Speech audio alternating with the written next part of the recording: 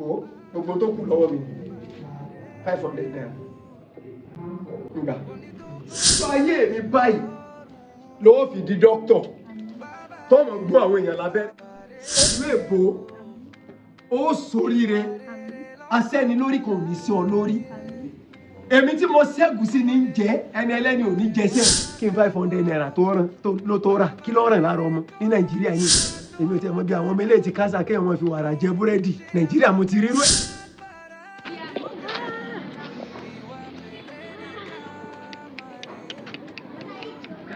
mo ti gbàgbé o.